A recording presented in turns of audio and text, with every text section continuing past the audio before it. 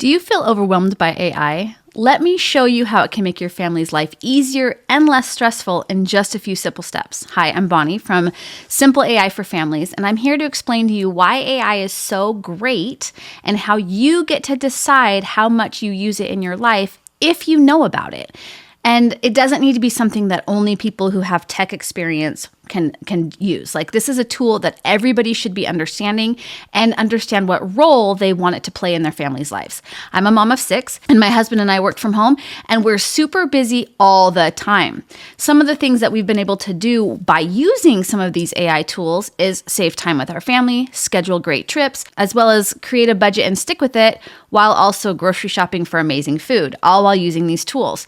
You can use it for so many different things. Let's get into how this can actually make your family life easier without adding too much tech jargon in the mix. AI, or artificial intelligence, is really just a fancy way of saying a machine or software that can think. That's kind of scary, right? We don't want anybody thinking too much, but it's trained based on us. We actually train the way that we have our AI programs think for us and how it will kind of respond to what its expectations are that we've trained it with. For instance, I use YouTube. Do you use YouTube? I love it. Well, I'll get into one of my Tim McGraw moments, and I'll be playing Tim McGraw, and its algorithms, or the artificial intelligence inside of the YouTube search engines, actually is like, oh, she's in a Tim McGraw mood. Let's show some more Tim McGraw. They'll also do Faith Hill or some other country because it thinks I'm in a country mode. No, I'm not in a country mode. I am in a Tim McGraw mode. Maybe you should be introducing 1823 or whatever the movie is. But that's what the algorithms are doing. They're trying to learn so that they can give you a better user experience. So it's kind of like the human brain. We try to learn what our spouse prefers. If our spouse doesn't like to eat split pea soup like my husband doesn't, I tend to not make that as much because I've learned his likes and dislikes. That's what artificial intelligence is doing. And so I want to teach you how to learn about AI, number one, and number two, how to apply it in your family life. And it hits the boundaries that you want to set. Some people really want to use AI with everything, and some people don't. And that's okay. But if you don't learn about something, then you can't actually identify how you want to use it or not use it, because you might be using it without actually realizing that you're using it. So for example, AI helps voice assistants like Siri understand your commands and give you answers. It helps devices learn over time, like I said, and it adapts to your needs. So it's important to learn about this because this is the way we're moving. This is really important. Sometimes people talk about if they had a time machine, how they would go back in time, and 1999, which, trust me, wasn't as long ago as everybody says it is. I'm aging myself. In 1999, and they would buy stock in Amazon. Or they would go back to a certain World Series and they would say such and such, and they would bet on it and make money. Or if they had a lottery number, right? That's where we're at right now. We're on a cusp of, do we do it? Do we not do it? This is a no-brainer, okay? Learning about AI, again, doesn't mean you have to become a tech expert. It doesn't mean that you have to know everything about it or even apply it in your life. We don't have Alexa or Siri in our home. We don't use Google's Talk, but we do use Chat GPT and Claude. So we use other tools, but they all are the same thing. They're all using artificial intelligence to learn from us to how it can actually make our lives easier. And again, we're going to be talking about that. But this is one of those moments in time where if you don't get on board and you don't learn about it, you're going to be trying to play catch up in the next few years because AI is here, it is getting better, and it is not going to go away.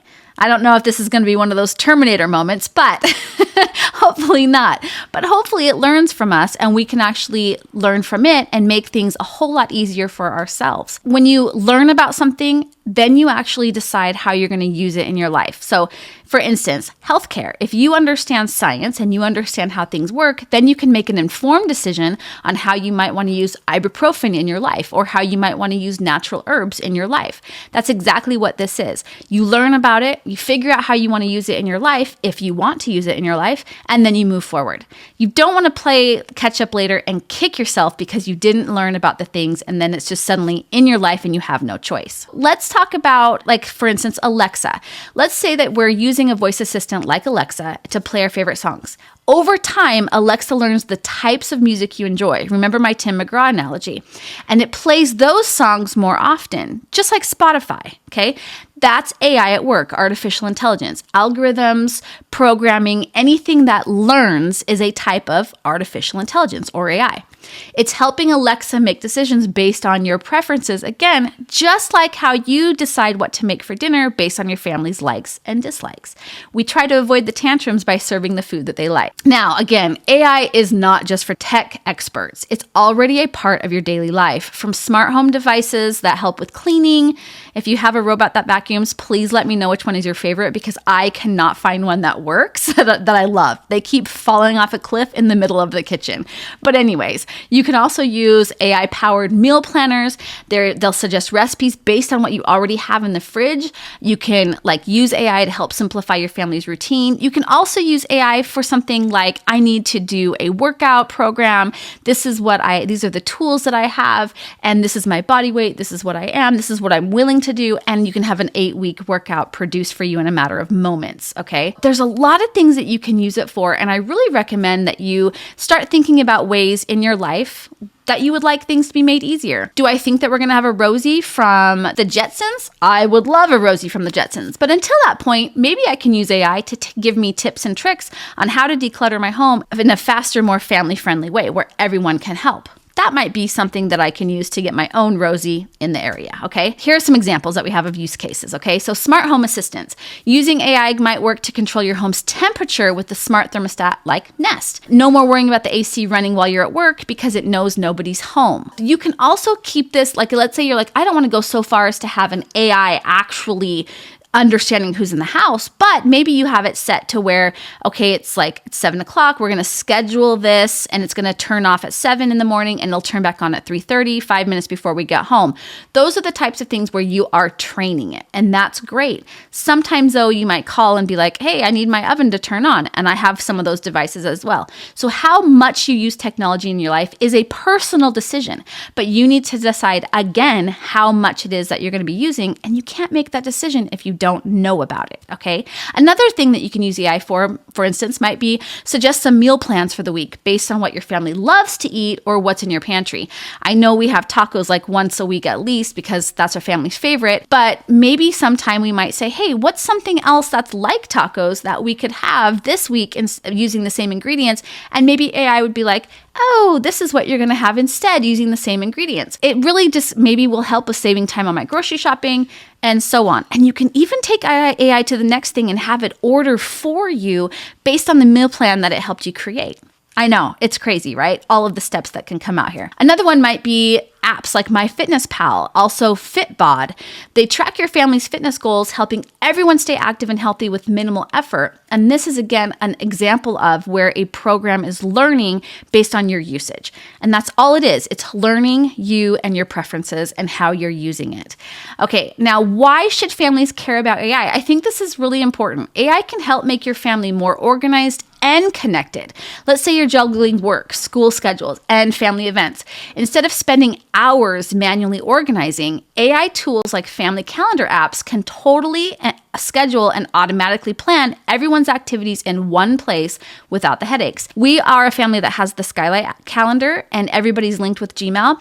And I will set up something that will send out a notification to everybody. And it has started doing it without me telling it to do it, which is great because everybody's getting notifications. Oh, dinner here this weekend. Oh, we're having plans for conference this weekend. So it really has turned into a really great tool that just with 1 or 2 simple tweaks, it's helping everybody stay in check. Okay, I have a really fun action step for you to try today. Okay, so let's start simple. If you don't already have one, set up an AI-powered voice assistant like Alexa or Google Assistant. You don't have to do this. I'm going to give you another option instead if you prefer not using the voice assistants because I don't like them. But that's just because I don't like people listening to me, even though I know they are. It's just part of it, right? But if not, let's say that you don't have one, but you've been looking at getting one and you're not quite sure what's going on. I want you to get it set it up. They're really easy, right out of the gate. Once it's up and running, I want you to try asking it simple questions like, what's the weather today? Or remind me to pick up the kids at 3 p.m. You'll see how quickly those types of things makes your daily life a lot easier. Now, let's say you're like me and you're like, I don't want to do this. I want you to go to Chat GPT. It has a free version, which it works very well, the free version. There should be no money invested here. You don't need to do that to just experiment with this AI. So you're going to go to ChatGPT, the link is in my description, and you're just going to ask it a question, something like, I have potatoes and carrots and chicken. Can you make some meal suggestions for dinner for my family of 5 this week? Okay. So ask it something simple like that. Or what should I wear if it's 67 degrees in southern Texas right now? Like, you can ask very simple questions. Just kind of get to know it. Now, here's a quick tip, and something that I'll do a completely separate video about.